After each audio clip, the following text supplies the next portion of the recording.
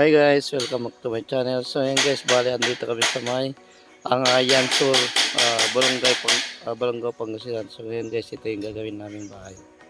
Init guys. So ayan guys, bali dumating na kami ngayon dito sa gagawin naming bubong dito sa may Balongaw, Pangasinan. So ayan guys, andito kami sa bali barangay sa ito, Barangay Angayan Sur, Balongaw, Pangasinan. So ito yung bahay guys. Bali ang gagawin namin bubong dito ay always Korean type. Korean type na naman guys. Bali ang sukat nito ay 7.32 by 7 meters. So bali yung concrete post niya, bali tatlong hollow block, 3 blocks siya, tatlong hollow blocks, pang-apat yung pinakabigin niya. So may matibay siya kasi nga binagahan yung pang-last na yung last na hollow block biga yung nilagay. So matibay siya. Ito yung mga materials natin, bali na deliver kahapon. So sa atin galing lahat. Yung karamihan ng mga ginagawa natin guys ay sa atin galing.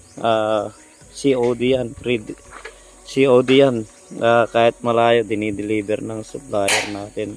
Bali yan ay company price, di naman tayo nagpapatong yun guys. So kung ano yung presyo nila, yun pa rin.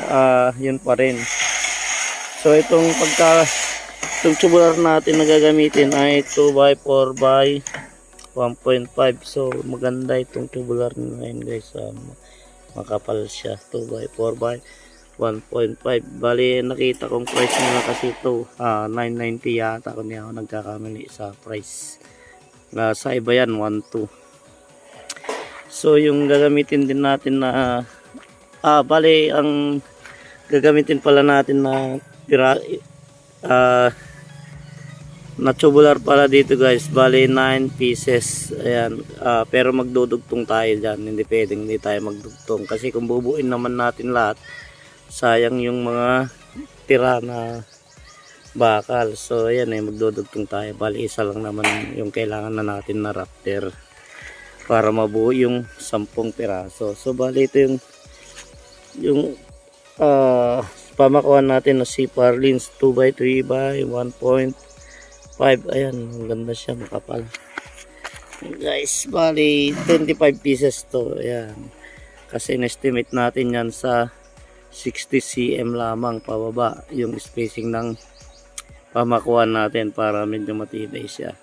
So ito guys yung bali yung sanepa natin o fascia board 2x8 by 1.5 kasi mas maganda guys kung may allowance konti yung yung mga sanepa natin, hindi saktong sakto para pag naglagay ng spandrel mas maganda. Tsaka siyempre guys, hanggang lumalapad yung sanepa natin o fascia board, mas maganda.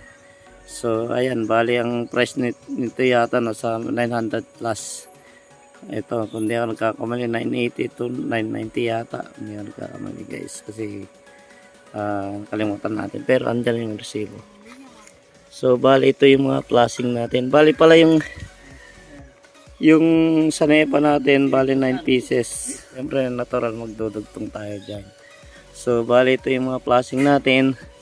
Ayan, 18 cut yung flashing natin. Ayan, bali yung flashing natin 13 pieces. O yung gutter natin, yung gutter pala natin Banawi type. Siyempre kung ano yung design ng gutter natin guys, ganoon din yung magiging end flashing natin. Ayan, 18 cut. Yan, maganda yung pagkagawa ng design ng Banawi type niya guys. Maliliit yung pagitan ng stairs niya, yung tupi, yung bend. Ayan, bali 10 pieces. So bali ito yung pinaka wall flashing natin. Bali hindi kakamali 4 pieces lang to. So ayan, bali 12 cut yan yung sa may wall flashing. So bali ito yung guys yung hero natin.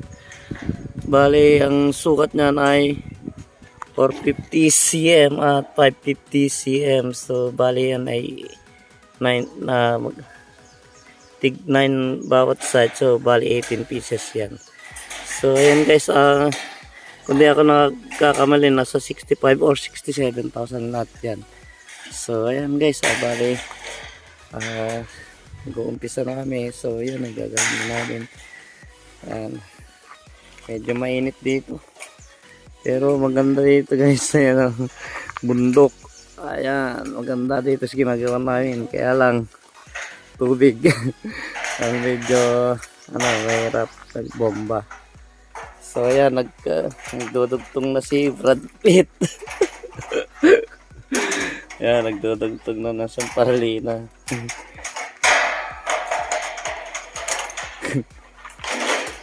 At ito yung isang vlogger na kasama natin. Ayan, nagluluto ng inabraw. Ayan guys, ulam namin pananghalian. Inabraw. Nasaluyot at ala. At pakita mo ka yung ulam namin guys. Ayan, saluyot. Saka talong na may hito. Ayan. Ayan guys, isang hito yung sinog namin doon. Kasi nagsawa na kami sa karne. So ayan may mamayang hapon ulam namin, manok. So ayan guys, gagawa na kami.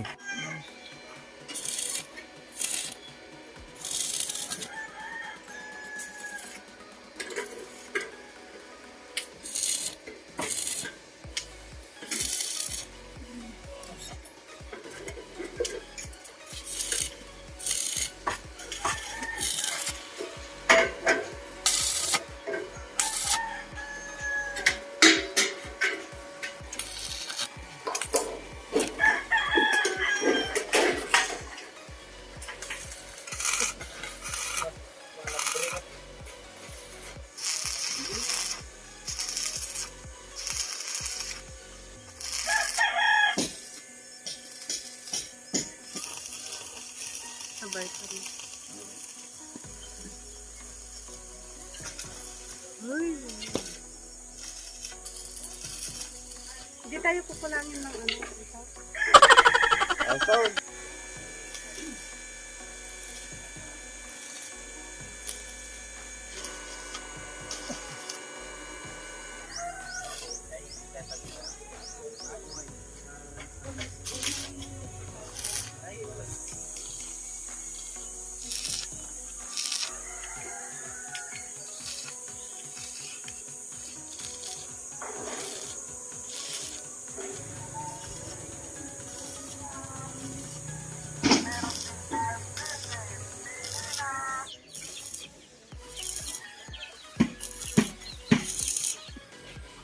So bali yun guys, yung pamamaraan ng pagkabit ng mga C-purlins, ganyan lang kasimple guys. Lalagyan nyo lang siya ng guide. So ayan, napakadali para maganda yung pagkakabit ng mga C-purlins. Diretso. So bali kasi sa bayan na yung pagkakabit namin ng kasama ko si Brad Pitt. So ayan guys, kabit na namin lahat dito sa may pinakababang rafter. So bali pala, inuna na namin yung taas kahapon. Bali pinasinsilan pa namin yung sa may pinakababang rafter kasi wala siyang butas. So inuna na namin kagad yung taas.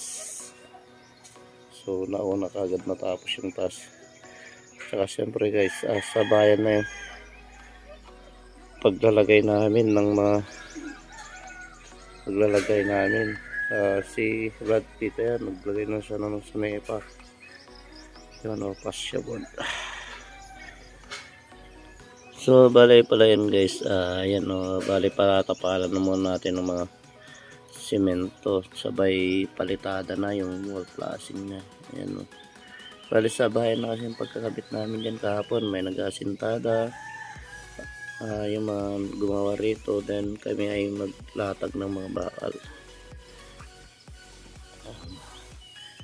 So kung makikita nyo, basang-basa guys yung mga bakal. Malakas yung ulan kahapon dito. Ayan. malakas at tag-ulan na.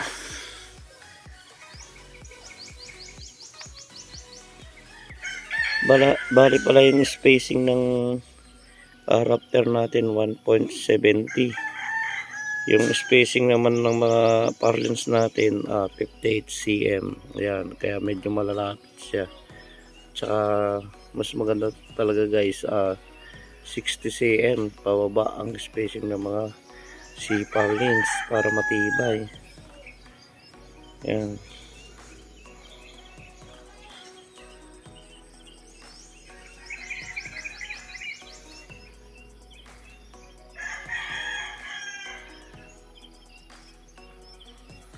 Ang ganda guys, so napakadiretso yung pagkagamit ni Brad Pitt ng Pasya Award yung sinepa natin, napakadiretso. Ayan o. Ayan. So dyan pa lang makikita mo na guys kung sa pagkagawa ng trusses kailangan sa bubong sa trusses pa lang maganda na. Ayan. Tsaka kailangan siyempre malinis. Bali yung mga nagweldingan lang yung pipinturahan namin. Ayan. Kasi malakas sa pintura ang galvanize. So ayan bali tutuloy na lang namin ang paglagay ng fascia board dito sa may pinakababang raptor. Then makapagbubong na kami para bali nag-assemble na tayo guys ng mga gutters. So ayan, yung mga gutter natin bali nakalagay na lahat yung mga pabitbit natin para paglagay sa taas nakalagay na guys. So ayan, binabkasil natin.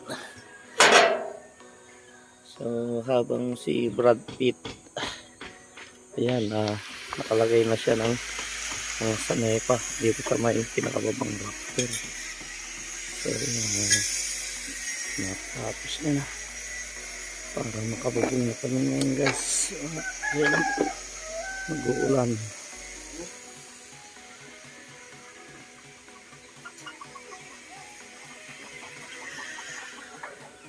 So bale yan, last na binibigay sa Brad Pitt. Last na yan Brad.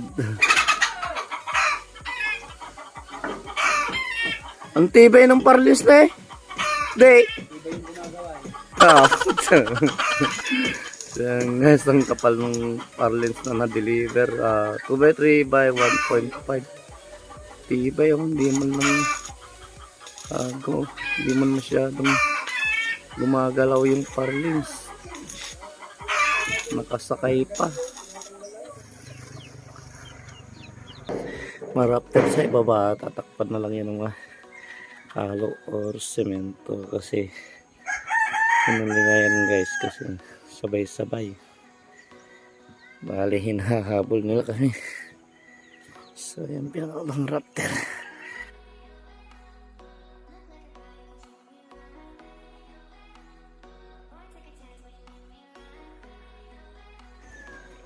So yun guys, bali natapos na lahat namin may trusses. So yan, bali mag-i-air na.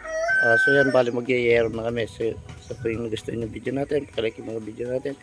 Pinutin nyo rin notification bell para ma-update kayo sa mga video natin. At pakisubscribe na rin. So guys.